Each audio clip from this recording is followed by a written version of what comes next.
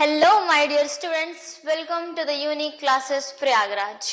जैसा कि ज्योग्राफी की वन शॉट सीरीज का सफर हमारा काफी दिनों से चल ही रहा है, तो उसी सफर में आज जो हमारा चैप्टर जो हम एनालाइज करने वाले हैं जिसका नाम है minerals and energy resources. Resources के बारे में हमने ऑलरेडी पढ़ रखा है रिसोर्स एंड डेवलपमेंट वाले चैप्टर में कि रिसोर्सेज क्या होते हैं, कितने कितने तरीके के होते हैं। यहाँ पर हमको क्या देखना है, हमें मिनरल्स के बारे में पढ़ना है, हमें एनर्जी रिसोर्सेज के बारे में पढ़ना है। अब देखो, आपको तो पता है कि जैसे जैसे पॉपुलेशन बढ़ रही है वैसे वैसे क्या हो रही है, डिमांड बढ़ रही है। किसकी डिमांड बढ़ रही है? एनर्जी की डिमांड बढ़ रही है।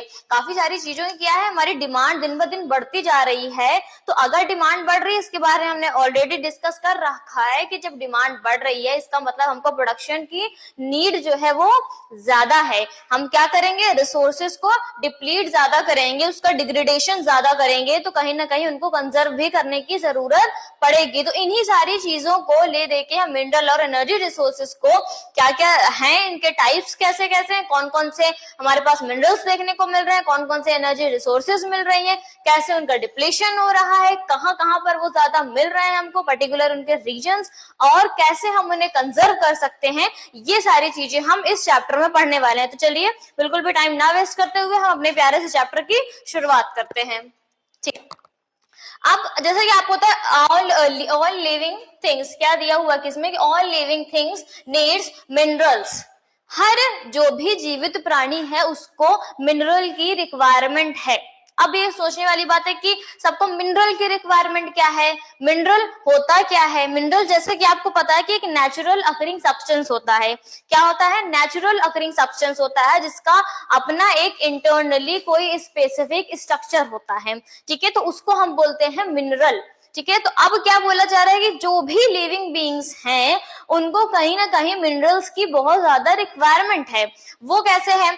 Life processes. क्या है? Life processes can not occur without minerals. ये स्टेटमेंट बोला गया है कि लाइफ प्रोसेस ही मिनरल्स के बगैर नहीं चलाई जा सकती हैं। और mineral intake represents only about 0.3% of our total intake of nutrients. मतलब कि जो भी हम खाना खा रहे हैं उसमें जो हमको न्यूट्रिएंट्स मिल रहे हैं उसका 0.3% क्या होता है, वो मिनरल्स होते हैं। Clear? They are so potent and so important that without them we do not be able to utilize the other 99.7% of food stuff।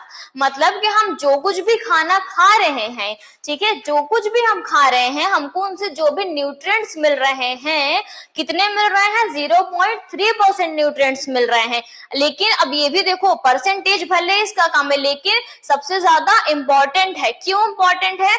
कि अगर ये 0.3% जो मिनरल हमको मिल रहा है, अगर हम इसको ना ले, ना इनटेक करें, तो जो हमारा 99.7% का जो खाना है उसका कोई अर्थ ही नहीं रह जाएगा, वो ढंग से यूटिलाइज ही नहीं होगा। तो अब आपको समझ में आया कि इतने ज्यादा मिनरल की रिक्वायरमेंट क्यों है। अब आता है कि व्हाट इज मिनरल। जैसे कि मैंने बताया कि एक नेचुरल अकरिंग सब्सटेंस होता है जिसका अपना इंटरनली कोई ना कोई स्पेसिफिक स्ट्रक्चर होता है। ठीक है, geologist define minerals as homogeneous. सबसे पहले वर्ड्स को, की वर्ड्स जो होते हैं ना उसको पॉइंट आउट करना आपको आना चाहिए कि होमोजीनियस होंगे, नेचुरल अकरिंग सब्सटेंस होंगे विथ डिफाइनेबल इंटरनल स्ट्रक्चर। ठीक है, अब देखो ऐसा होता है कि कोई कोई से ऐसे टर्म्स होते हैं या कॉन्सेप्ट्स होते हैं जिनकी डेफिनेशन याद करना हमको लगता है कि बहुत भारी काम है। हम सोच में पड़ जाते हैं कि कैसे इतना सब कुछ याद करें। अब उनको एक एक स्टेटमेंट हो आपको याद करने की जरूरत नहीं। मैंने कहा कि आपको कीवर्ड्स को समझना है। जब आपको ये पूछा जाए कि मिनरल्स क्या होते हैं, सबसे पहले आपके दिमाग में ये होना चाहिए कि ये तो नेचर में पाए जाते हैं। सबसे पहले क्या आना चाहिए कि नेचर में पाए जाते हैं, नेचुरल अकरिंग सब्सटेंस है। उसके बाद क्या है? होमोजीनियस होते हैं, हमारा दूसरा कीवर्ड हो गया। तीसरा क्या हो गया? एक तो होमोजीनियस होते हैं, दूसरा नेचुरल अकरिंग सब्सटेंस होते हैं, तीसरा क्या होता है कि उनका इंटरनली कोई स्पेसिफिक स्ट्रक्चर होता है। तीन चीजें आपको पता चल गई, बस इसी को स्टेटमेंट में आपको जोड़ के लिख देना है। That is the definition of minerals. ठीक है, rocks are combinations of homogeneous substances called minerals. ठीक है, कि रॉक क्या होता है? जो भी रॉक्स जिनमें आपको होमोजीनियस सब्सटेंस का कॉम्बिनेशन देखने को मिल रहा है वो हमारे मिनरल्स होते हैं। वाइड रेंज ऑफ कलर्स हो गया, हार्डनेस है, क्रिस्टल फॉर्म है, लस्टर है, डेंसिटी है, मतलब कि हर एक मिनरल का आपको स्पेसिफिक स्ट्रक्चर भी देखने को मिलता है और उसमें आपको वेरिएशन भी देखने को मिलता है। वेरिएशन किस बेसिस पे कि कौन सा मिनरल आपको बहुत ज्यादा हार्ड मिल रहा है, कौन सा सॉफ्ट में है, ठीक है, किसमें आपको लस्टर देखने को मतलब शाइनिंग देखने को मिल रही है, किसकी डेंसिटी कम या ज्यादा है, ठीक है, कलर्स में कैसे हैं, क्रिस्टल फॉर्म में कौन कौन से हैं। तो ये सारे हमको वेरिएशंस देखने को मिलते हैं किसमें, मिनरल्स में। क्लियर, आगे बढ़ते हैं। क्लासिफिकेशन ऑफ मिनरल्स को हम देख लेते हैं। सबसे पहले जो हम मेन क्लासिफिकेशन करते हैं वो मेटालिक, नॉन मेटालिक और एनर्जी मिनरल्स में करते हैं। क्लियर, आई होप आपको ये विजिबल हो रहा होगा, अगर नहीं हो रहा होगा तो मैं बोल दे रही हूँ आपको कि 3 मेजर क्लासिफिकेशन हो रहे हैं मिनरल्स के। एक तो मेटालिक हो गया, दूसरा नॉन मेटालिक हो गया, तीसरा एनर्जी मिनरल्स हो गए। क्लियर, जब हम मेटालिक मिनरल्स की बात करते हैं तो उसमें आता है फेरस, नॉन फेरस और प्रेशियस मिनरल्स। जब हम मेटालिक मिनरल्स की बात करते हैं मतलब जो मेटल से रिलेटेड हो, आप तो मेटल से याद रख लो कि हाँ एक तो मेटालिक हो गया जिसमें आपको मेटल कंटेंट नहीं मिल रहा, दैट मींस वो नॉन मेटालिक में आएगा, और तीसरा हमने एनर्जी की बात की। जब हम मेटल जो हमारे मेटालिक मिनरल्स हैं जब हम उसको क्लासिफाई करते हैं तो 3 पार्ट्स में हम उसको भी क्लासिफाई करते हैं।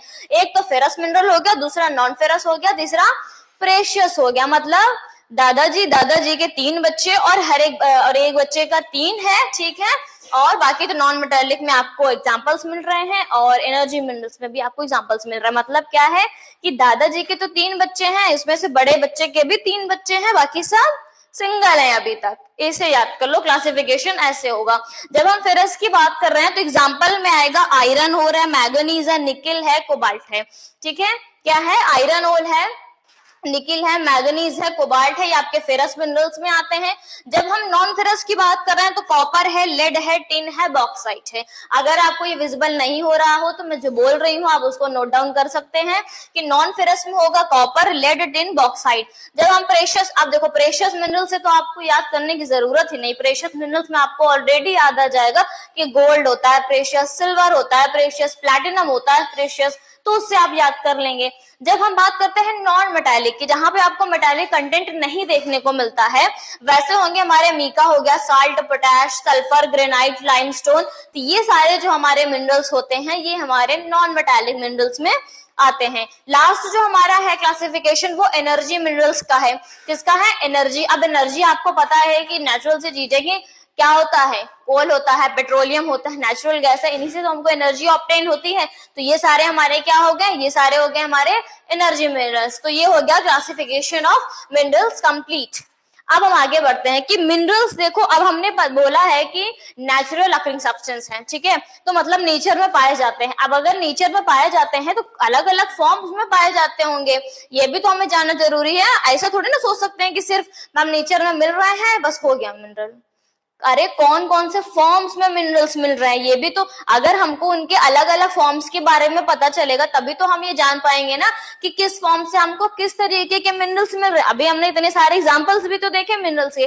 जब हम फॉर्म्स की बात करते हैं तो जो पहला फॉर्म आएगा वो है in igneous and metamorphic rock minerals में occur in the cracks, crevices, faults और जॉइंट। फॉल्ट्स और जॉइंट ये सब आपने सुना होगा। जब हम बात करते हैं स्टार्टिंग में जो हम प्लेट्स की बात करते हैं, जो हमारी टेक्टोनिक प्लेट्स होती हैं अर्थ में, जो आपको क्रस्ट पे देखने को मिलती हैं कई सारी जो हमारी प्लेट्स हैं, तो उसमें आपको फॉल्ट्स या जॉइंट्स वगैरह देखने को मिलेंगे। जो भी हम थ्योरी वगैरह पढ़ते हैं, जब हम ज्योग्राफी में स्टार्टिंग में अर्थ का फॉर्मेशन कैसे हुआ, जो हमारे माउंटेन्स का फॉर्मेशन कैसे हुआ, प्लेट्यूज का फॉर्मेशन कैसे हुआ, तो उन सब में हम प्लेट्स के बारे में पढ़ते हैं। ठीक है, तो उन्हीं प्लेट्स में आपको फॉल्ट्स और जॉइंट्स भी देखने को मिलते हैं। तो वैसे आपको इग्नियस और मेटामॉर्फिक रॉक्स में ही आपको जो उस टाइप के मिनरल्स देखने को मिल रहे हैं। The smaller occurrences are called veins and the largers are called lodes. Veins और लोड, देखो वेन से आपको समझ में आ जाना चाहिए, तुरंत आपको ये हिट करना चाहिए कि वेन तो हमारी जो हमारी ब्लड वेन्स भी होती है ना,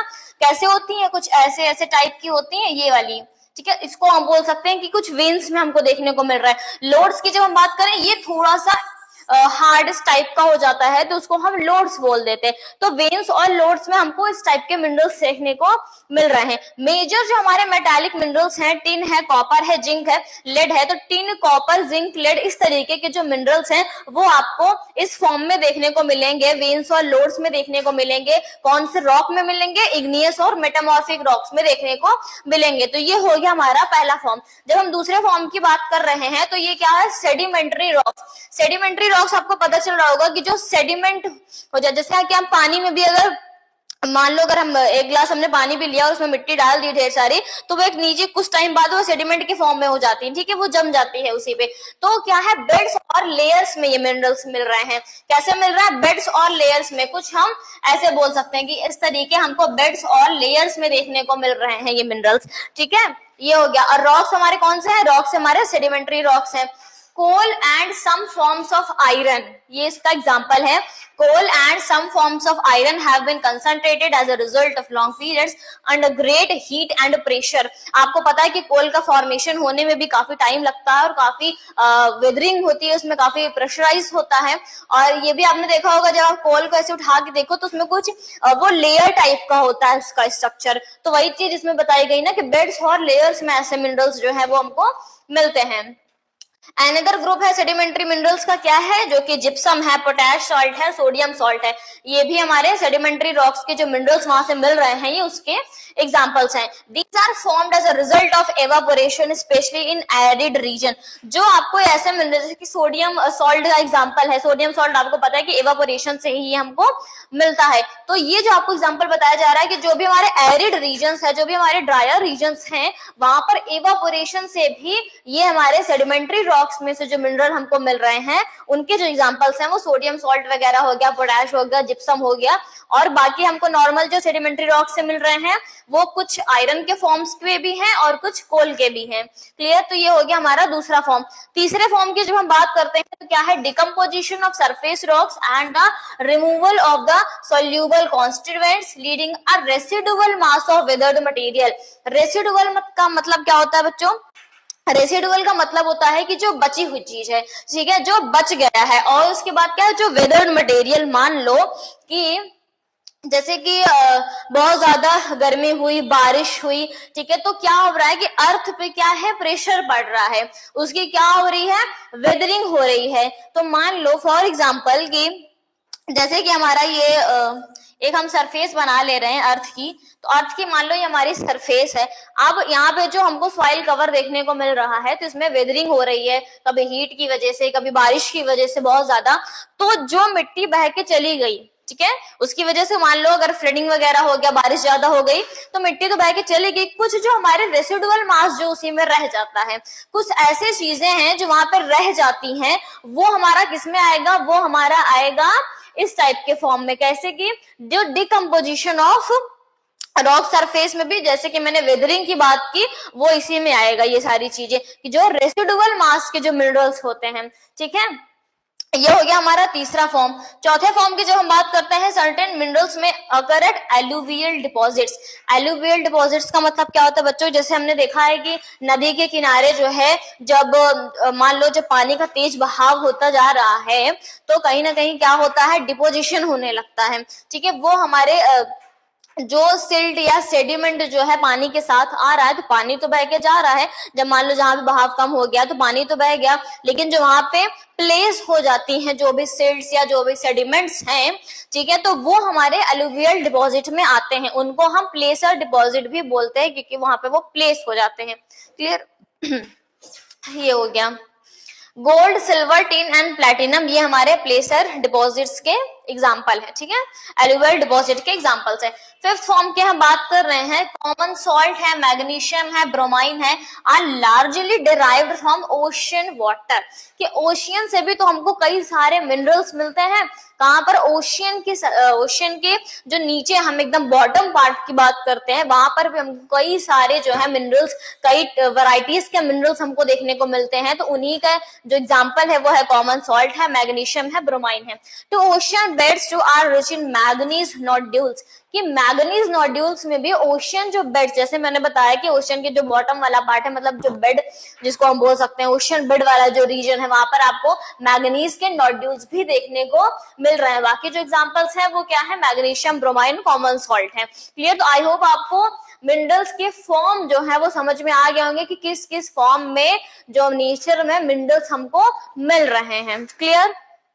नेक्स्ट, अब हम एक एक करके सारे मिनरल्स के बारे में पढ़ते हैं, ठीक है, सबको अच्छे से हम एनालाइज करते हैं कौन कौन से हमारे मिनरल्स हैं। सबसे पहले हम बात करते हैं फेरस मिनरल्स की, ठीक है। फेरस मिनरल्स, फेरस से आपको समझ में आ रहा होगा आयरन, आयरन का जो अगर हम केमिकल नेम की बात करें तो वो क्या है, फेरस ही तो है, ठीक है। Ferrous minerals account for about 3/4 of the total value of the production of metallic minerals, कि मेटालिक मिनरल्स के 3/4 का जो प्रोडक्शन हो रहा है उसमें हम फेरस मिनरल्स को रखते हैं। जो हमने क्लासिफिकेशन में देखा था ना कि मेटालिक है, नॉन मेटालिक है और एनर्जी रिसोर्सेज है, तो मेटालिक को हमने क्लासिफाई किया था फेरस, नॉन फेरस और प्रेशियस में।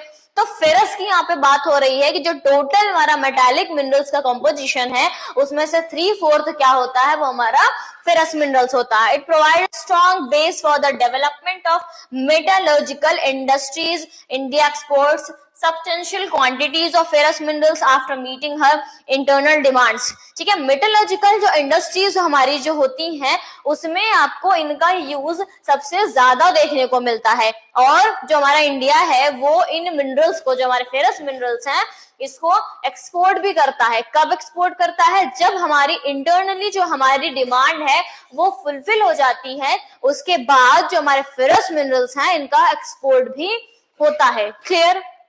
ये हो गया। सबसे पहला जो हमारा फेरस मिनरल में आता है वो है आयरन ओर, ठीक है, आयरन ओर। अब आयरन ओर का फॉर्म भी देखो आपको दिया गया कि magnetite is the finest iron ore with a high content of iron up to 70%, कि देखो जब हम आयरन ओर की बात करते हैं तो ये हमको अलग अलग जो है इसके वेरिएशन हमको देखने को मिलते हैं। एक तो मैग्नाइट हो गया, दूसरा हेमाटाइट हो गया। क्लियर? ये आपको देखिए आयरन ओर इस तरीके का होता है, ये आपको पिक्चर भी इसमें की दिखा दी गई है।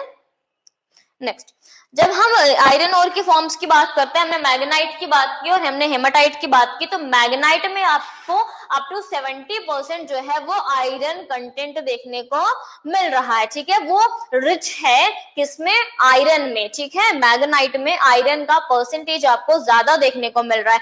जब हम हेमाटाइट की बात करते हैं, ये most important industrial iron ore है in terms of quantity but has a slightly lower iron content. जब हम इंडस्ट्रियल पर्सपेक्टिव की बात कर रहे हैं तो यहाँ पर जो हमारे लिए मोस्ट वैल्यूएबल है वो हेमाटाइट ओर है। दो फॉर्म्स हमने देखे, एक मैग्नेटाइट देखा, दूसरा हेमाटाइट देखा। मैग्नेटाइट में आपको आयरन और कंटेंट अप टू 70% देखने को मिल रहा है, बट हेमाटाइट में आपको उससे कम परसेंट देखने को मिल रहा है, बट फिर भी वो इंडस्ट्रियल पर्सपेक्टिव से हमारे लिए ज्यादा वैल्यूएबल है, ठीक है। तो ये हो गया हमारा आयरन ओर। आयरन ओर के हमारे जो बेल्ट्स देखने को मिल रहे हैं कि जिस पर्टिकुलर एरिया में आपको ज्यादा जो है आयरन ओर्स देखने को मिल रहे हैं वो हो गया हमारा ओडिशा झारखंड बेल्ट हो गया, दूसरा है दुर्ग बस्तर चंद्रपुर बेल्ट हो गया, ठीक है। बलारी चित्रदुर्गा चिक्कामगलुरु तुमाकुरु बेल्ट नाम से आपको समझ में आ रहा होगा कि कर्नाटका साइड जहाँ, ठीक है, कुद्रेमुख माइंस का नाम आपने सुना होगा तो कर्नाटका साइड आपको ये देखने को मिलेगा। चौथा है हमारा महाराष्ट्र गोवा बेल्ट, ठीक है। एक बार हम आपको मैप में भी दिखा देते हैं ये चीजें। ये रहा, ये आप देख रहे हो जो हमने अभी साउथ सदर्न स्टेट्स वाली बात की वो यहाँ पर होगा, ये वाला दुर्ग आपको यहाँ पे कहीं देखने को मिल रहा है। आई होप आपको पता नहीं विजिबल हो पा रहा होगा कि नहीं, बट आयरन और माइंस, आयरन और फील्ड्स जो हैं वो आपको इस मैप में देखने को मिलेंगे। एनसीईआरटी में भी आपको मैप दिया गया है, आप एक बार उसको ध्यान से पढ़ लीजिएगा। ये हो गया हमारा। अब हम बात कर लेते हैं मैग्नीज की। Manganese is mainly used in the manufacturing of steel and ferromanganese alloy, ठीक है। मेनली जो आपको मैग्नीज का यूज देखने को मिल रहा है वो स्टील फॉर्मेशन में देखने को मिल रहा है, ठीक है। इससे क्या, किस फॉर्मेशन में, स्टील फॉर्मेशन में। और कैसे, फेरोमैग्नीज अलॉय की, जो भी फेरोमैग्नीज अलॉय होते हैं, अलॉय का मतलब क्या होता है, जो हमारे मेटल्स जो है मिला के जो मिक्सचर करके जो बनाई जाती हैं जो प्रोडक्ट्स, वो उनको हम अलॉय बोलते हैं। तो हमारे फेरोमैग्नीज अलॉय मतलब फेरो मतलब आयरन वाला, और मैग्नीज। तो ऐसे अलॉयज में भी मैग्नीज का यूज किया जाता है और स्टील के प्रोडक्शन में भी यूज किया जाता है। It is also use in manufacturing bleaching powder, insecticides and paints. ठीक है, ब्लीचिंग पाउडर क्या होता है बच्चों, कभी कभी देखा होगा ना कि जो पानी को, जो बड़ी बड़ी जो टंकीज बनी होती है पानी की, उनमें पानी को साफ करने के लिए ब्लीचिंग पाउडर उसमें डाला जाता है। तो ब्लीचिंग पाउडर में भी आपको मैग्नीज का यूज देखने को मिलेगा। इंसेक्टिसाइड्स भी जो है, जो हमारे पेंट्स वगैरह हैं, जो घर में पेंट्स वगैरह करवाए जाते हैं, उनमें भी आपको मैग्नीज का यूज देखने को मिलेगा, मैग्नीज का कंटेंट आपको उसमें मिलेगा। And Odisha is the largest producer of manganese ores in India. कि मैग्नीज ओर्स का जो लार्जेस्ट प्रोड्यूसर है वो क्या है, ओडिशा। ओडिशा आपको बहुत सारी चीजों में आपको लीडिंग प्रोड्यूसर देखने को मिलेगा। यहाँ पे आपको बहुत सारी माइंस भी देखने को मिलती हैं। नेक्स्ट, अब हम बात करते हैं नॉन फेरस मिनरल्स की। फेरस मिनरल्स में हमने देख लिया आयरन और देख लिया हमने मैग्नीज देख लिया। अब हम नॉन फेरस की बात करते हैं और इसमें बात करते हैं कॉपर की। नॉन फेरस मिनरल, जैसे मैंने आपको क्लासिफिकेशन के टाइम पे ही बता दिया था कि इसमें आपको आयरन का, जो भी हमारे आयरन का जो कंटेंट है वो आपको नहीं देखने को मिलता। फेरस में आपको आयरन का कंटेंट देखने को मिलता है और नॉन फेरस में नहीं मिलता। जब हम यहाँ पे कॉपर की बात कर रहे हैं बच्चों, तो क्या है ये, it is used in electrical cables, electronics and chemical industries. ये तो जनरली सी बात है कि कॉपर की वायर्स आपने देखी होंगी, घरों में लगाई जाती हैं। तो ये क्या होता है, गुड कंडक्टर ऑफ इलेक्ट्रिसिटी होता है, हाईली मैलिएबल होता है, डक्टाइल होता है, इलेक्ट्रॉनिक इंडस्ट्री में इसका यूज किया जाता है। और जिसके रीजन है वो, जैसे बालाघाट माइंस आपको देखने को मिलेगी मध्य प्रदेश में, खेतरी माइंस है राजस्थान में सॉरी, खेतरी माइंस का जो एग्जांपल आपको देखने को मिलेगा ये आपको हड़प्पन टाइम्स में भी देखने को, जब आप एंशिएंट हिस्ट्री पढ़ोगे तब आपको खेतरी माइंस का एग्जांपल देखने को मिलेगा कि हड़प्पा में भी वहां पे जो कॉपर जाता था वो कहीं ना कहीं ऐसा कंसिडर किया जाता है कि वो खेतरी माइन से जाता था। क्लियर। और हमारा क्या है, Singhbhum district of Jharkhand are the leading producers. ठीक है, तो हम बात कर रहे हैं कॉपर की और ये सारे उसके पर्टिकुलर रीजन्स हैं और ये सारी उसकी माइंस हैं। क्लियर। नेक्स्ट, अब हम बात करते हैं बॉक्साइट की।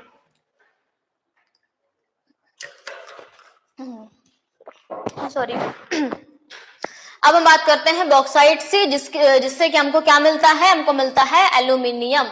From bauxite, a clay like substance that alumina and later aluminium is obtained. Bauxite का जो ओर है, इसी से हमको क्या मिलता है, एल्यूमिनियम मिलता है। क्लियर। और इसके जो रीजन्स हैं वो है अमरकंटक प्लेटिव है, मैकाल हिल्स है, plateau region of Bilaspur, Katni. ठीक है, अब देखो वही सारी चीजें हैं कि मैम इतनी सारी जो हैं, जो माइंस हैं, जो फील्ड्स हैं और जो सारे रीजन्स हैं, उनको हम याद कैसे करेंगे। इनको याद करने का जो सबसे बढ़िया तरीका है वो मैपिंग का ही है कि आप मैप का यूज करके ही इन सारी चीजों को आप याद कर सकते हैं। आप इनको रटने की कोशिश मत करना कि आयरन ओर से रिलेटेड ये सारी माइंस है, मैग्नीज से रिलेटेड ये सारी माइंस है, ऐसे बिल्कुल भी याद नहीं होने वाला। जब तक हम उसको मैप में पॉइंट आउट नहीं करेंगे तब तक वो हमारे दिमाग में फिट नहीं होगा। और रही बात मैप की, तो ज्योग्राफी का चैप्टर सारा जब खत्म हो जाएगा तो हम मैप पर भी एक्स्ट्रा से करवाएंगे, तो उसके लिए आप बिल्कुल भी परेशान मत होइएगा। तो नेक्स्ट जो हमारी जगह है वो क्या है, Panchpatmali deposits in Koraput district are the most important bauxite deposits in state. जैसे कि आपको पता है एल्यूमिनियम के बारे में कि बहुत ही ज्यादा ये लाइटर मेटल होता है। क्या होता है, बहुत ज्यादा लाइटर होता है और ये एरोप्लेन बनाने में भी एल्यूमिनियम का यूज किया जाता है। नेक्स्ट, अब हम बात कर लेते हैं नॉन मेटालिक मिनरल्स की। मेटालिक हमारा हो गया, कंप्लीट हो गया। प्रेशियस में आपको पता है कि गोल्ड, सिल्वर, प्लैटिनम वगैरह ये सारी चीजें आती हैं। अब हम बात कर लेते हैं नॉन मेटालिक मिनरल्स की, तो बात करते हैं मीका की। ठीक है, it is a mineral made up of a series of plates of leaves. ठीक है, प्लेट्स और लीव्स का मतलब क्या होता है कि इस फॉर्म में, कि एक एक फॉर्म में, एक एक प्लेट्स में हमको लेयर्स में देखने को मिल रहा है जो मिनरल, उसको हम क्या बोलते हैं, वो हमारा मीका हमको इसी फॉर्म में देखने को मिलता है। It can be clear, black, red, green, red, yellow और ब्राउन। मतलब अलग अलग कलर्स के वेरिएशन आप देख रहे हो कि मीका में आपको इतने कलर वेरिएशंस भी देखने को मिल रहे हैं। Clear. Insulating properties and resistance to high voltage, कि मीका क्या है, हाई वोल्टेज को भी रेजिस्ट कर रहा है। और क्या है, इंसुलेटिंग प्रॉपर्टी, आपने कॉपर में देखा कि क्या है, गुड कंडक्टर इलेक्ट्रिसिटी है। जब हम मीका की बात कर रहे हैं तो ये क्या है, इंसुलेटिंग प्रॉपर्टी है इसमें। ये जो अगर हाई वोल्टेज होगा तो ये इस चीज को क्या कर सकता है, रेजिस्ट कर सकता है। And mica is one of the most indispensable mineral used in electric and electronic industry. जब आप जैसे कि हमने कॉपर की बात की तो वो वायर बनाने के लिए यूज हो रहा है, उसको इंसुलेट करने के लिए किसका यूज किया जा रहा है, मीका का यूज किया जा रहा है। और इसके जो रीजन्स हैं वो छोटा नागपुर प्लेटिव है, कोडरमा, गया, हजारीबाग बेल्ट है, ठीक है, झारखंड में। In the leading is the leading producer, कि मीका का आपको ये सारा क्या दिख रहा है, लीडिंग प्रोड्यूसर, ये स्टेट्स हैं, ये पर्टिकुलर प्लेसेस हैं। नेक्स्ट अब हम बात कर लेते हैं रॉक मिनरल्स की। रॉक मिनरल में हमारा जो आ रहा है क्या, लाइमस्टोन। रॉक मिनरल्स में हम किसकी बात कर रहे हैं, लाइमस्टोन की बात कर रहे हैं, ठीक है। And is found in association with rock composed of calcium carbonates और कैल्शियम एंड मैग्नीज कार्बोनेट्स, कि ये आपको एसोसिएशन में देखने को मिल रहा है। लाइमस्टोन आपको अलग से नहीं अकर हो रहा है, अलग से आपको नहीं मिल रहा है, ये आपको एसोसिएशन में देखने को मिल रहा है। और एसोसिएशन में किसके साथ मिल रहा है, कैल्शियम कार्बोनेट्स के साथ मिल रहा है और मैग्नीशियम कार्बोनेट के साथ मिल रहा है। तो इन ये जो कैल्शियम कार्बोनेट का और होगा, जहाँ पे मैग्नीशियम कार्बोनेट का और होगा, वहां पर आपको लाइमस्टोन मिलने के पूरे चांसेस रहेंगे। Basic raw material for the cement industry and essential for the smelting iron और इन द ब्लास्ट फर्नेसेस, ठीक है। ये आपको क्या है, एक बेसिक जो हम बोल सकते हैं कि रॉ मटेरियल है, किसके लिए, सीमेंट इंडस्ट्री के लिए। लाइमस्टोन क्या है, एक रॉ मटेरियल है। सीमेंट इंडस्ट्री में लाइमस्टोन का काफी ज्यादा हमको यूज देखने को मिल रहा है। बाकी ब्लास्ट फर्नेसेस में आयरन ओर की जहाँ पे स्मेल्टिंग होती है, जो हमारी मेटलर्जिकल इंडस्ट्रीज होती है, वहां पर भी आपको लाइमस्टोन का यूज देखने को मिल रहा है। अब हम बात कर लेते हैं कंजर्वेशन ऑफ मिनरल्स। अब हमने जितने सारे मिनरल्स की बात कर ली है, तो अब हमको पता है कि अगर हम एक्स्ट्रा अगर मिनरल्स के बारे में पढ़ रहे हैं, वो भी क्लास 10th के स्टैंडर्ड में, इसका मतलब कि कहीं ना कहीं उनका डिप्लेशन हो रहा है। हमको उनको जानने की, उनको समझने की हमको जरूरत है, तभी हम उन चीजों को क्या कर पाएंगे, उन रिसोर्सेज को हम कर पाएंगे कंजर्व। क्लियर, आप कैसे कर सकते हैं, the geological processes of minerals formation are slow, that the rates of displacement are infinitely small in comparison to the present rate of consumption। अब देखो क्या बताया जा रहा है यहाँ पे, कि जो भी हमारा मिनरल्स का रेट ऑफ फॉर्मेशन, अगर हम इसको लिखें कि रेट ऑफ फॉर्मेशन जो है मिनरल्स का,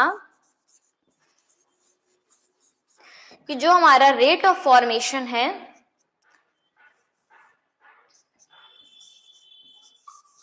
वो हमारा रेट ऑफ कंजप्शन से बहुत स्लो है। कि जो हमारा रेट ऑफ कंजप्शन है ना बच्चों, वो क्या है, वो ज्यादा है।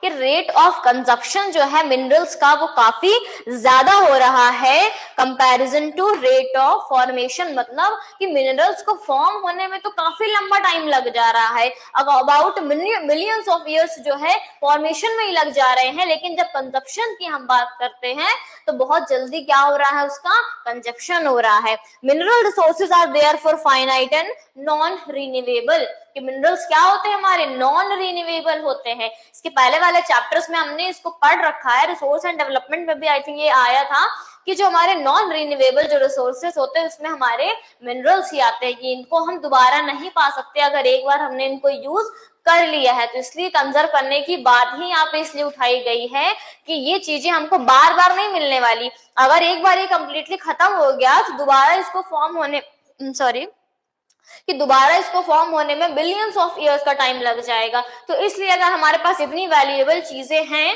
तो उनको कंजर्व करने की जरूरत है। तो हमने अभी तक बात कर ली मिनरल्स की, अब हम आते हैं एनर्जी रिसोर्सेज पे। ठीक है, एनर्जी रिसोर्सेज हमारे कौन कौन से होते हैं। Energy can be generated from fuel minerals like coal है, पेट्रोलियम है, नेचुरल गैस है, यूरेनियम है, फ्रॉम इलेक्ट्रिसिटी। कि इलेक्ट्रिसिटी से भी हमको एनर्जी मिलती है, कोल पेट्रोलियम से भी हमको एनर्जी मिलती है। जो हमारे यूरेनियम और थोरियम होते हैं इनसे हमको न्यूक्लियर एनर्जीज मिलती हैं। तो ये एनर्जी के फॉर्म्स हो गए हमारे, कि कहाँ से हमको एनर्जी मिल रही है। कन्वेंशनल सोर्स, अब देखो जब हम एनर्जी की बात करते हैं, जैसे कि हमने फर्स्ट चैप्टर में भी बात की थी रिन्यूएबल और नॉन रिन्यूएबल सोर्सेज की, तो उसमें हमारे क्या होते हैं, कन्वेंशनल और नॉन कन्वेंशनल भी होते हैं। तो हम इसी जो हमारे एनर्जी रिसोर्सेज हैं इसको हम क्लासिफाई कर सकते हैं एज कन्वेंशनल सोर्सेज और नॉन कन्वेंशनल। ठीक है, जब हम कन्वेंशनल की बात करते हैं, it include firewood, cattle dung, coal है, पेट्रोलियम, नेचुरल गैस, इलेक्ट्रिसिटी, ठीक है, बोथ हाइडल एंड थर्मल।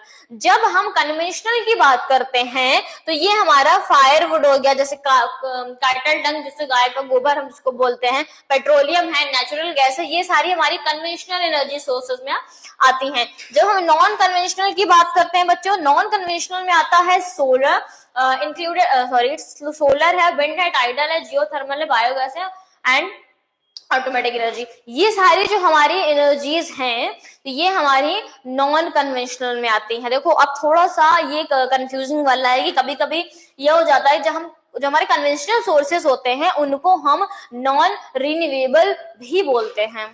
अब थोड़ा सा अपोजिट है कि कन्वेंशनल को हम नॉन रिन्यूएबल बोलते हैं और नॉन कन्वेंशनल को हम रिन्यूएबल बोलते हैं। तो बिल्कुल भी कंफ्यूज नहीं होना, कन्वेंशनल को हम नॉन रिन्यूएबल बोलते हैं और नॉन कन्वेंशनल को हम रिन्यूएबल सोर्सेस बोलते हैं। क्लियर? तो हमने देख लिया कन्वेंशनल में हमारे ये सारे सोर्सेज आ रहे हैं जो कि हमारे नॉन रिन्यूएबल हैं, कोल है, पेट्रोलियम है, नेचुरल गैस है, एक टाइम पे ये खत्म हो जाएंगे। ठीक है, जब हम नॉन कन्वेंशनल की बात कर रहे हैं मतलब हमारे रिन्यूएबल सोर्सेज हैं। ठीक है, जैसे हमारा सोलर एनर्जी है, विंड एनर्जी है, थर्मल एनर्जी है, जियो थर्मल एनर्जी है, टाइडल एनर्जी है, तो ये सारे तो हम इनको यूज कर सकते हैं। पानी, हवा, ये तो चलता ही रहेगा ना, तो ये हमारी नॉन कन्वेंशनल में आती हैं।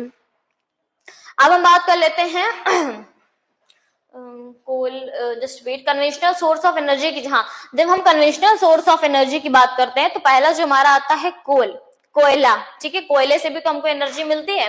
ठीक है, coal is form due to compression of plant material और मिलियन ऑफ ईयर, कि मिलियन ऑफ ईयर आपको एक कोल के फॉर्मेशन में लग जा रहे हैं।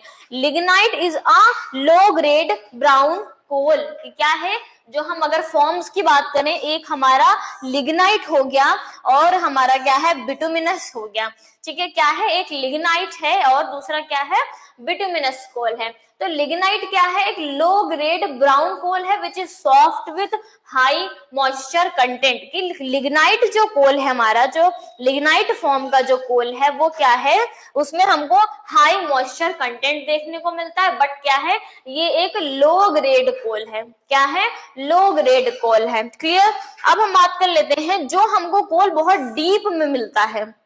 क्या मिलता है, जो कोल हमको बहुत डीप, जब हम उसकी खुदाई करते हैं, जब माइनिंग हो रही है तो बहुत डीप में जो हमको कोल मिल रहा है, ठीक है, ड्यू टू इंक्रीज टेम्परेचर, उसको हम क्या बोलते हैं, बिटुमिनस कोल। क्या बोलते हैं, बिटुमिनस कोल बोलते हैं। So metallurgical coal is high grade bituminous coal which has special value for smelting iron. कि जो हमारे इंडस्ट्रियल पर्सपेक्टिव से जो कोल हमारे लिए इंपॉर्टेंट है, जो स्मेल्टिंग ऑफ आयरन में यूज किया जाता है, जो ब्लास्ट फर्नेसेस में यूज किया जाता है, वो कौन सा कोल है, वो बिटुमिनस कोल है। क्योंकि जो हमारा लिग्नाइट वाला कोल है वो लो ग्रेड कोल है। क्लियर? ये हो गया। एंथ्रासाइट हमारा क्या है, हाईएस्ट क्वालिटी का हार्ड कोल है। एंथ्रासाइट आपको इंडस्ट्रियल पर्सपेक्टिव से इतना यूजफुल नहीं दिखता, बट कोल के अगर हम देखें कि कोल का कंटेंट आपको एंथ्रासाइट में सबसे ज्यादा देखने को मिलता है। तो लिग्नाइट, बिटुमिनस और एंथ्रासाइट ये हमारे कोल के फॉर्म हो गए। अब हम बात कर लेते हैं पेट्रोलियम। पेट्रोलियम क्या होता है, it provides fuel for the heat and lighting, lubricants for machinery and raw material for a number of manufacturing industry। कि पेट्रोलियम का हमको यूज कहां से देखने को मिलता है, एक तो हमको फ्यूल मिल रहा है इससे, किस पर्पस के लिए, लाइटनिंग के पर्पस के लिए मिल रहा है हमको, हीट के पर्पस के लिए मिल रहा है हमको। दूसरा इसका यूज क्या है, एज ए लुब्रिकेंट भी हम पेट्रोलियम का यूज करते हैं। ठीक है, कैसे, लुब्रिकेंट के तौर पे यूज करते हैं। जो हमारी मशीनरी वगैरह जब ठीक से काम वाम नहीं करती हैं तो उसको हम एज ए में यूज करते हैं ताकि वो फ्लुएंटली जो है मशीनरी हमारी काम कर सके। तो वहां पर भी हमको पेट्रोलियम का यूज देखने को मिल रहा है। और हमारे बहुत सारी ऐसी मैन्युफैक्चरिंग इंडस्ट्रीज है, वहां पर भी आपको पेट्रोलियम का यूज देखने को मिलता है। अबाउट 63%, कितना, about 63% of India's petroleum production is from Mumbai high. Mumbai high का आपने नाम सुना होगा, ये ऑयल फील्ड है, पेट्रोलियम फील्ड है, ऑयल फील्ड भी है, हमको यहाँ से ऑयल भी मिलता है। तो मुंबई हाई से आपको जो है अबाउट 63% का पेट्रोलियम जो है वहां से इसका प्रोडक्शन हो रहा है। And 18% from Gujarat and 16% from Assam. कि अगर आपसे लीडिंग प्रोड्यूसर अगर आपसे पूछ लिया जाए कि पेट्रोलियम का कौन है, तो यहाँ पर आपको मुंबई हाई देखने को मिल रहा है जहां से आपको 63% का प्रोडक्शन मिल रहा है। दूसरा नंबर पे हमारा गुजरात आया था जिससे आपको 18% का प्रोडक्शन मिल रहा है। तीसरे नंबर पे आएगा असम, जिससे कि आपको 16% का प्रोडक्शन देखने को मिल रहा है। अब हम बात करते हैं नेचुरल गैस की। हमने कोल की बात कर ली, हमने पेट्रोलियम की बात कर ली, अब हम बात कर रहे हैं नेचुरल गैस की। It is used as a source of energy as well as industrial raw material in the petrochemical industry. ठीक है, यहाँ पे आपको इसका यूज देखने को मिल रहा है, पेट्रोकेमिकल इंडस्ट्री में आपको नेचुरल गैस का यूज देखने को मिल रहा है। और अब तो आप ये भी देखते होगा कि सीएनजी वाली गाड़ियां भी आ गई, जो कि इन्हीं नेचुरल गैस को कंप्रेस्ड फॉर्म में रख दिया जाता है, उससे भी अब गाड़ियां चलाई जा रही हैं, तो एज ए एनर्जी उसको यूज किया जा रहा है। Natural gas is considered as environmental friendly fuel because of low carbon dioxide emission. अब जैसे मैंने अभी सीएनजी वाला आपको एग्जांपल दिया कि क्यों सीएनजी वाली गाड़ियां इतनी अच्छे से चल रही हैं, क्योंकि वहां पर जो कार्बन का एमिशन है वो कम हो रहा है। आपको पता है कि जो व्हीकल से पोल्यूशन कितना ज्यादा होता है, उससे कार्बन डाइऑक्साइड का जो एमिशन होता है वो कितना ज्यादा होता है। तो सीएनजी वाली गाड़ियों जो हमारी कंप्रेस्ड नेचुरल गैस की जो गाड़ियां हैं, उनसे आपको लो कार्बन डाइऑक्साइड एमिशन देखने को मिलता है। क्लियर? ये हमारा कृष्णा गोदावरी बेसिन पे आपको ये जो है ये चीजें आपको देखने को मिलेगी। नेचुरल गैस जो हमारी एनर्जी रिसोर्स है, इसका जो प्रोडक्शन एरिया है वो क्या है? कृष्णा गोदावरी बेसिन। और दूसरा है अंडमान एंड निकोबार आइलैंड। अब देखो सीएनजी वाला मैंने आपको एग्जांपल दे ही दिया है कि व्हीकल्स में इसका यूज किया जाता है। Now is the turn of electricity. अब इलेक्ट्रिसिटी की बारी है। Electricity is generated mainly in two ways, कि दो तरीके से हम इलेक्ट्रिसिटी को जनरेट करते हैं। कैसे? एक तो bye running water which drives hydro turbines to generate hydroelectricity, और दूसरा burning of other fuels such as coal, petroleum, natural gas। कि जब हम उसकी बात कर रहे हैं, इलेक्ट्रिसिटी की फॉर्मेशन की बात कर रहे हैं, तो मेनली दो तरीके से हम इलेक्ट्रिसिटी को फॉर्म करते हैं। पहला हमारा क्या हो गया कि जैसे पानी चल रहा है, उसमें हम टरबाइंस को फिक्स कर देते हैं, तो जैसे जैसे पानी आता जाता है वैसे टरबाइन का जो रोटेशन होता है, उससे अंदर जो मशीनरी लगी होती है, तो वहां से हम हाइड्रो इलेक्ट्रिसिटी को जनरेट करते हैं। दूसरा हमारा क्या है, जो हमारे फ्यूल्स वगैरह हैं, जैसे कि कोल है, पेट्रोलियम है, नेचुरल गैस है, इन सबको बर्न करके हम जो इलेक्ट्रिसिटी को भी प्रोड्यूस कर सकते हैं। ठीक है, ये जो हमारे प्रोडक्शन एरिया है वो क्या है? भाखरा नांगल है, डैम है हमारा, दामोदर वैली कारपोरेशन है, कॉपिली हाइडल प्रोजेक्ट है। तो ये सारा जो हमारे को डैम्स के कंस्ट्रक्शन होते हैं, तो इलेक्ट्रिसिटी जनरेशन के लिए भी होते हैं, कि वहां पे जो पानी भर के रखा जाता है, वहीं पर टरबाइन लगा के वहां से हाइड्रो इलेक्ट्रिसिटी को प्रोड्यूस किया जाता है। ये सारे हमारे मल्टीपर्पज प्रोजेक्ट्स हैं, लाइक भाखरा नांगल है, Damodar Valley Corporation etcetera. Thermal electricity की जब हम बात करते हैं, generated by using coal, petroleum and natural gas. तो ये हमने बात की अभी कि बाय रनिंग वाटर जो हमारी इलेक्ट्रिसिटी का फॉर्मेशन हो रहा है। दूसरा हम बात कर रहे हैं कि थर्मल इलेक्ट्रिसिटी वही जो मैंने बोला कि burning of coal, petroleum and natural gas. And there are about 310 thermal power plants in India. ठीक है, ये आपका एनसीईआरटी का डाटा है। ठीक है, अभी कितने हैं वो आपको जानना है, बट एनसीईआरटी बुक में अभी आपको जो दिया गया है वो 310 थर्मल पावर प्लांट्स आपको देखने को मिलेंगे पूरे इंडिया में। ठीक है, नेक्स्ट है हमारा non conventional source of energy, कि जो हमारे non conventional source of energy है, मतलब जो हमारे रिन्यूएबल सोर्स ऑफ एनर्जी है, वो कौन कौन सी हैं। ठीक है, much energy is released in the form of heat and this used to generate electric power. Uranium and thorium की जब हम बात करते हैं, तो ये हम जनरली क्या है, न्यूक्लियर एनर्जी को प्रोड्यूस करने के लिए इसका यूज किया जाता है। अब जैसे आपने फिजिक्स में पढ़ा होगा वो फ्यूजन और फिजन वाला कॉन्सेप्ट, तो वहां पर जो हमारे न्यूक्लियर पावर प्लांट्स होते हैं, वहां पर ये जो हमारे एलिमेंट्स हैं, लाइक थोरियम है, यूरेनियम है, जिनका फिजन और फ्यूजन वाले कॉन्सेप्ट से ही क्या है, न्यूक्लियर एनर्जी को प्रोड्यूस किया जाता है। जो आपके प्रोडक्शन एरिया है वो है अरावली रेंजेस ऑफ राजस्थान है, ठीक है, एंड इन झारखंड। क्लियर? तो ये सारी चीजें। सोलर एनर्जी तो एकदम जनरल सी चीजें है कि आपको पता ही है कि इंडिया क्या है, एक ट्रॉपिकल जो कंट्री में आता है। ठीक है, तो यहाँ पर आपको अच्छे खासे अमाउंट में सोलर एनर्जी देखने को मिलेगी, and most of the area में आपको सोलर एनर्जी जो है वो देखने को मिलती है। फोटोवोल्टिक जो टेक्नोलॉजी है हमारी, वो सनलाइट को डायरेक्टली इलेक्ट्रिसिटी में कन्वर्ट करती है। ठीक है, जो हमारी सनलाइट आती है उसको इलेक्ट्रिसिटी में जो डायरेक्ट कन्वर्ट करने की जो मशीनरी है, जो टेक्नोलॉजी है, उसको हम फोटोवोल्टिक टेक्नोलॉजी बोलते हैं। जैसे कि आप देख भी रहे होंगे जो हमारे यहाँ सोलर पैनल्स आ गए हैं। ठीक है, तो सोलर पैनल्स क्या करते हैं, उसमें वही फोटोवोल्टिक जो है टेक्नोलॉजी का यूज किया जाता है कि एक एक जो पर्टिकुलर सेल है, वो सारी जो सोलर एनर्जी उस पर पड़ रही है उसको वो एक्सट्रैक्ट करता है, और उस एनर्जी को वो क्या करता है, उस एनर्जी को वो इलेक्ट्रिसिटी में कन्वर्ट कन्वर्ट करता है। And some big solar power plants जो हमारे हैं वो different parts of the India आपको देखने को मिलेंगे। एंड मोस्टली जब हम बात करते हैं सोलर एनर्जी की, वो आपके राजस्थान गुजरात साइड में आपको बहुत एक पैरामाउंट अमाउंट में आपको जो है सोलर एनर्जी का देखने को मिल रहा है कि वहां पर आपको ज्यादातर सोलर एनर्जी का जो कि कोई भी अगर पावर प्लांट अगर हमको वहां पे लगाना है, वहां पर अगर हमको यूज करनी है सोलर एनर्जी को, तो इफिशिएंटली वहां पर इसको हम यूज कर सकते हैं। क्लियर? तो ये हो गया हमारा। नेक्स्ट है हमारा विंड पावर। विंड पावर आपने देखा होगा कि हमारे सदर्न स्टेट्स में भी और हमारे राजस्थान साइड में भी आपको ये विंड पावर का सिस्टम काफी अच्छा देखने को मिलेगा कि बड़े बड़े जो है पंखे टाइप ऐसे लगा दिए जाते हैं, कुछ इस टाइप के पंखा टाइप ऐसे, और वो ऐसे घूमता है, जब हवा का बहाव तेज आता है तो वो ऐसे घूमता है, तो उससे हम इलेक्ट्रिसिटी को क्या करते हैं, प्रोड्यूस करते हैं। और जो इसके मेन रीजन से है वो क्या है, नागरकोइल टू मदुरई जो है आपको ये देखने को मिल रहा है। Clear? Nagercoil and Jaisalmer are well known for effective use of wind energy. कि विंड एनर्जी का आपको इफेक्टिव यूज आपको जहां पे देखने को मिल रहा है वो क्या है, नागरकोइल से लेके जैसलमेर। ठीक है, ये आपके मेन जो रीजन, जैसलमेर मैंने आपको बताया कि हमारा जो है राजस्थान वाला रीजन है, और एक नागरकोइल हो गया। ठीक है, तो ये सारा हो गया। अब हम बात कर लेते हैं बायोगैस की। जैसे कि आपको पता होगा, जैसे हमने बात की काऊ डंग की, हमने बात की थी कि पहले क्या है कि जो उसके गाय के गोबर के जो उपले बनाए जाते हैं उसको भी जलाया जाता है।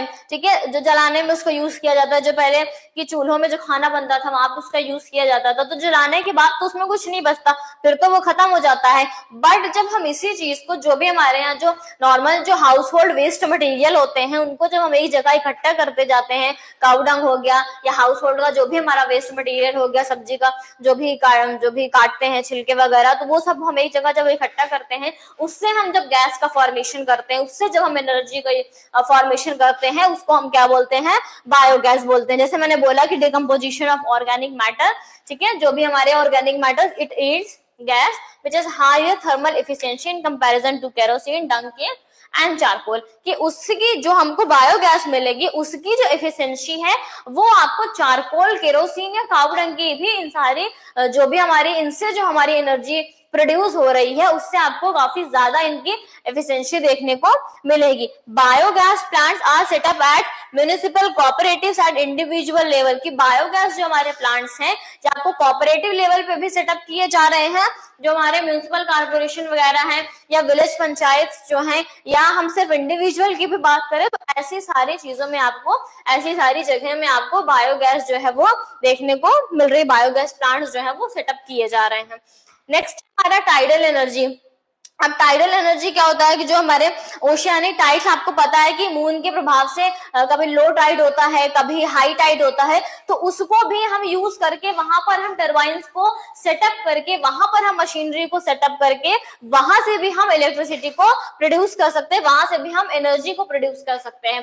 During high tide water flows into the inlet and gets trapped when the gate is closed। मतलब क्या बताया जा रहा है कि जब भी हाई टाइड आएगी तो जो वहां पे मशीनरी फिट की गई है उसके इनलेट में क्या होगा, वाटर क्या फ्लो होगा, और उसको क्या कर दिया जाएगा, जब गेट बंद हो जाएगा तो उसमें क्या हो जाएगा, वाटर गेट ट्रैप्ड। क्लियर?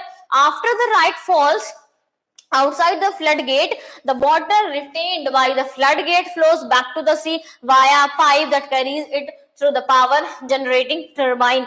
जैसा कि मैंने सेम आपको बताया कि हाई टाइड आएगा तो पानी आएगा, पानी से फ्लो होगा, टर्बाइन फ्लो होगा, और जो भी उससे मशीनरी का सेटअप होगा उससे हम एनर्जी का प्रोडक्शन करेंगे। वही चीजें यहाँ पे बताई गई हैं। जब आप इसको एक्स्ट्रा, जब आप डिटेल में एज अ केस स्टडी के तौर पर पढ़ोगे टाइडल एनर्जी के बारे में, तो पूरा का पूरा प्रोजेक्ट भी बनवाया जाता है। जैसे हमने हाइड्रो पावर प्लांट का जो प्रोजेक्ट भी क्लास 6-7 में भी कई बार बनाया गया है, तो वैसे ही टाइडल पावर प्लांट का भी आपको जो है एक बकायदा पूरा प्रोजेक्ट भी स्कूल्स में बनवाया जाता है। उसमें आपको समझ में आएगा कि इनलेट या जो हमारे गेट्स वगैरह होते हैं, कैसे पानी इंटर कर रहा है, कैसे टरबाइन रोटेट हो रही है, उसके बाद क्या हो रहा है, कैसे एनर्जी का फॉर्मेशन हो रहा है, तो वो सारी चीजें हम उसमें डिटेल में देखते हैं। जो हमारे पर्टिकुलर रीजन है वो गल्फ ऑफ खंबत है, गल्फ ऑफ कच्छ है, ठीक है, और हमारे जो वेस्टर्न कोस्ट है, गैंगेटिक डेल्टा। मोस्टली जब वहां पे आपको पानी की बात कर रहे हैं, इसका मतलब हमारे जो कोस्टल वाले एरिया होंगे, जो हमारा गैंगेटिक डेल्टा वाला जो एरिया होगा हमारा, जो हमारे गल्फ वाले एरिया होगा, जैसे गल्फ ऑफ खम्बत हो गया, गल्फ ऑफ कच्छ हो गया जो गुजरात में है, सुंदरबन डेल्टा वाला जो रीजन होगा वेस्ट बंगाल में, तो यहाँ पर आपको ऐसे कंडीशंस देखने को मिलेंगे कि वहां पर हम क्या कर सकते हैं, टाइडल एनर्जी को प्रोड्यूस कर सकते हैं। अब जो हमारा लास्ट, आई थिंक लास्ट हमारा ये एनर्जी रिसोर्स है जियोथर्मल एनर्जी। जैसा कि आपको पता है कि इतना ज्यादा पोल्यूशन बढ़ता चला जा रहा है, तो उन सारी चीजों की वजह से एक तो पोल्यूशन बढ़ रहा है, उसके बाद क्या हो रहा है, जो हमारा कार्बन डाइऑक्साइड गैस का जो भी एमिशन हो रहा है, तो उसकी वजह से अर्थ का जो टेम्परेचर है वो डे बाय डे बढ़ रहा है, ठीक है, इंक्रीज हो रहा है। तो अगर जब हीट इंक्रीज हो रही है, इतना ज्यादा टेम्परेचर बढ़ रहा है, तो उस हीट को भी हम कहीं ना कहीं एनर्जी के फॉर्म में हम उसको यूज कर सकते हैं, ठीक है। कि जो भी हमारी अर्थ सरफेस है, मान लो जो भी हमारा अर्थ है, उसके सेंटर पे आपको पता है कि बहुत ही ज्यादा जो है आपको हीट देखने को मिलती है। तो अर्थ के सरफेस पे कहीं कहीं पे ऐसे क्रैक्स पड़ जाते हैं, तो उस क्रैक से आपको जब हीट बाहर आने लगती है, ठीक है, कि जो भी हमारे अर्थ सरफेस पे आपको क्रैक्स देखने को मिल रहे हैं, तो उससे जो हीट हमारी बाहर आने लगती है, जो थर्मल हीट जो हम बोल सकते हैं उसको, तो जो हमारी उसको जो बाहर आती है, तो उसको भी हम एनर्जी को फॉर्म करने के लिए यूज कर सकते हैं। तो ये हमारा होता है जियोथर्मल एनर्जी, ठीक है। It exist because earth grows progressively, जैसा मैंने बताया अभी आपको। Two experimental projects have been set up in India to harness geothermal project. तो दो आपको एक्सपेरिमेंटल प्रोजेक्ट देखने को यहाँ पे मिल रहे हैं, ठीक है, जो जियोथर्मल एनर्जी को हार्नेस करने के लिए। फर्स्ट क्या है, एक तो पार्वती वैली नियर मणिकरण इन हिमाचल प्रदेश, ठीक है, पार्वती वैली नियर मणिकरण इन हिमाचल प्रदेश, यहाँ पर आपको एक प्लांट देखने को मिल रहा है। दूसरा है पूगा वैली इन लद्दाख। तो ये जो दोनों रीजन है, ये एक्सपेरिमेंटल रीजन्स के तौर पे इसका भी यूज किया जा रहा है कि शायद अगर हम ऐसा करें तो हमको जियोथर्मल जो हमारी एनर्जी है हम उसको भी यूज कर सकते हैं। तो ये अभी एक्सपेरिमेंट के तौर पे जो है इसको लगाया गया है। क्लियर? तो ये हो गया हमारा लास्ट जो हमारा टॉपिक है, कंजर्वेशन ऑफ एनर्जी रिसोर्सेस। हमने जब मिनरल्स के बारे में पढ़ा तो हमने पढ़ा कि मिनरल्स को हम कैसे कंजर्व कर सकते हैं। अब जब हमने एनर्जी रिसोर्सेस के बारे में पढ़ा तो हम एनर्जी रिसोर्सेस को कैसे कंजर्व कर सकते हैं, ठीक है। Every sector of the national economy, चाहे वो एग्रीकल्चर सेक्टर हो, इंडस्ट्री हो, ट्रांसपोर्ट हो, कमर्शियल हो, डोमेस्टिक हो, नीड्स इनपुट ऑफ एनर्जी। कि कोई भी सेक्टर हो, मेन हम जो सेक्टर पढ़ते हैं, प्राइमरी सेक्टर पढ़ते हैं, सेकेंडरी सेक्टर पढ़ते हैं, टर्शियरी सेक्टर पढ़ते हैं, तो जो भी हमारे सेक्टर्स है, पब्लिक हो, प्राइवेट हो, कोई भी चीज हो, हर एक सेक्टर में आपको एनर्जी की रिक्वायरमेंट मिलेगी, ठीक है। एनर्जी की आपको बहुत ज्यादा रिक्वायरमेंट देखने को मिलेगी। There is urgent needs to develop a sustainable path of energy development. We have to adopt a cautious approach for judicious use to limited energy. सीधी सी बात है कि चाहे वो मिनरल की हम बात कर रहे हैं, चाहे वो एनर्जी की बात कर रहे हैं, कि पॉपुलेशन बढ़ रही है, डिमांड बढ़ रही है, तो प्रोडक्शन भी बढ़ना होगा, ठीक है। हम ये भी जानते हैं कि जो भी हमारे मिनरल्स या एनर्जी रिसोर्सेज हैं, बनने में तो बहुत टाइम लगता है, पर उनका जो रेट ऑफ कंजप्शन है वो बहुत फास्ट है। तो रेट ऑफ प्रोडक्शन से ज्यादा है हमारा रेट ऑफ कंजप्शन। तो इन सारी चीजों को हमको ध्यान रखने की जरूरत है, और अपने जो भी हमारे मिनरल्स हैं, जो भी हमारे एनर्जी रिसोर्सेज हैं, कहीं ना कहीं उनको कंजर्व करने की जरूरत है फॉर द फ्यूचर जनरेशन, और उनको एक लिमिटेड वे में ही यूज करने की जरूरत है। लास्ट जो हमारा मेन पॉइंट है वो ये है कि energy saved is energy produce, की एनर्जी बचाई जाएगी तभी हम एनर्जी को बना सकते हैं, ठीक है। Energy saved is energy produce, इस लाइन को आपको याद रखना है, इस स्टेटमेंट को आपको याद रखना है, और अपने माइंड में एज अ सिटीजन आपको ये याद रखना है कि कोई भी जो हमारे रिसोर्स है उनका जो भी डिप्लेशन हो रहा है उसको हम लिमिटेड वे में यूज करें, उसका हम ओवर एक्सप्लॉयटेशन ना करें, और उसको कंजर्व करें। तो तब तक के लिए हंसते रहिए, मुस्कुराते रहिए, और अच्छे अच्छे नंबर लाते रहिए। इस चैप्टर को अच्छे से रिवाइज करिएगा। Next day next lecture. Thank you so much.